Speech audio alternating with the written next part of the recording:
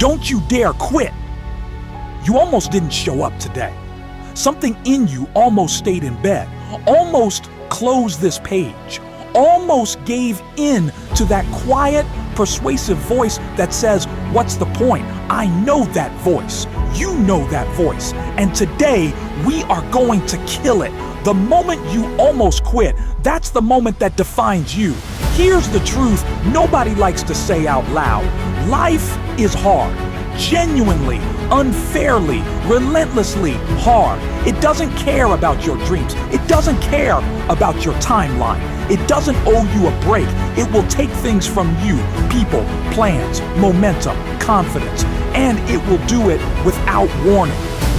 You'll work for months and see nothing. You'll pour yourself into something and watch it collapse.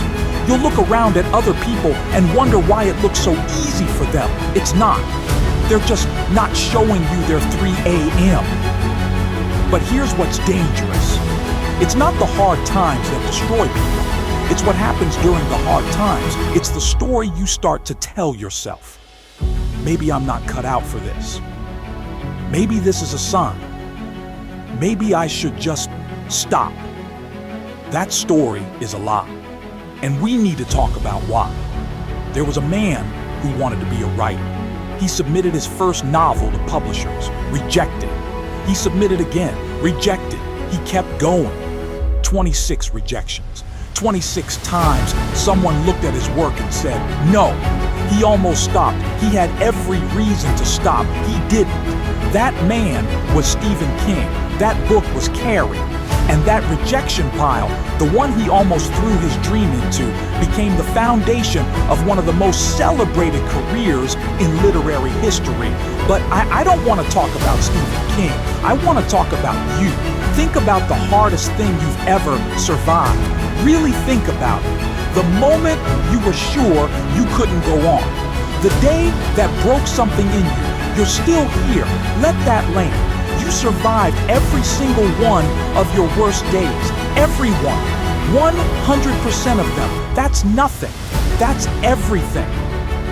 Think about who you were on the other side of that pain. Harder, clearer, more certain of what mattered. You didn't just endure it. You were forged by it. Pain is not a detour. Pain is the path. Difficulty is not a signal to stop. It is a signal that you're moving. Still water doesn't cut through rock. The river does, and the river is relentless. Be the river. Here is what quitting actually cost you. And it's not what you think. It's not the goal. Goals can be reset. Timelines can move. Plans can change. What quitting cost you is the version of yourself that was waiting on the other side. Every time you push through, you become someone who pushes through. That identity compounds. It stacks. It becomes a track record you carry inside your chest. Evidence, real and lived, that you are someone who does not fold. And every time you quit, you write a different story. I'm someone who tries until it's hard. I'm someone who quits when it hurts.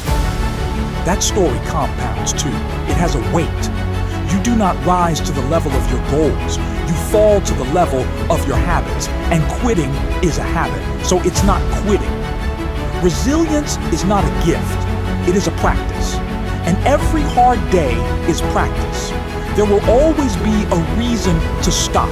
The timing will never be perfect. The conditions will never be ideal. The critics will always be louder than the quiet voice inside you that says, keep going.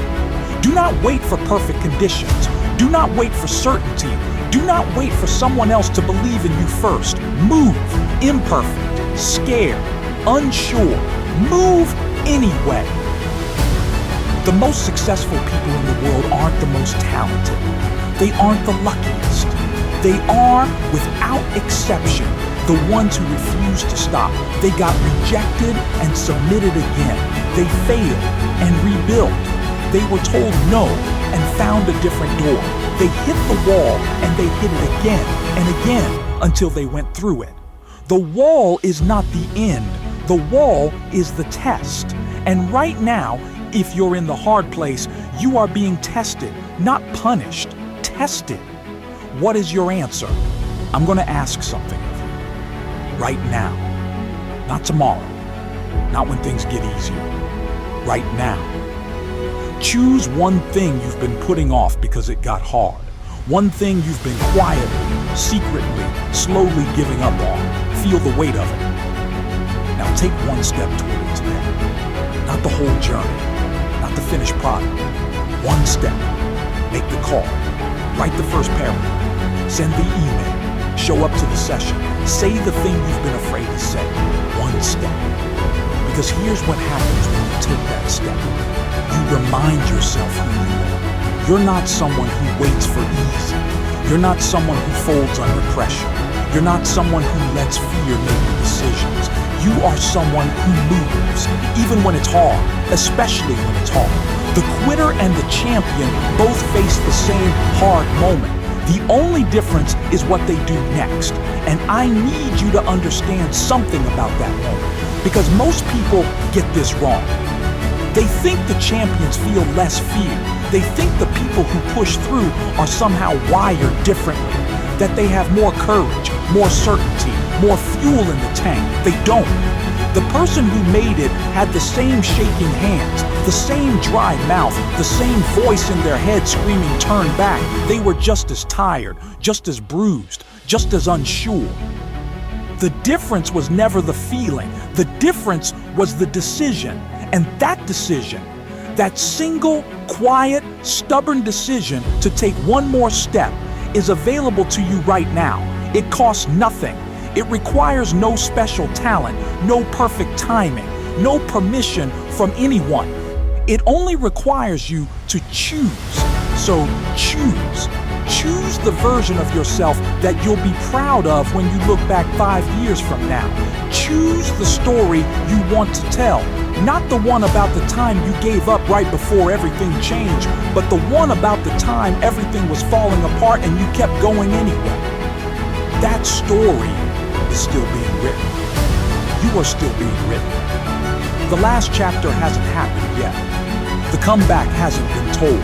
The version of you that makes it through this, that person exists.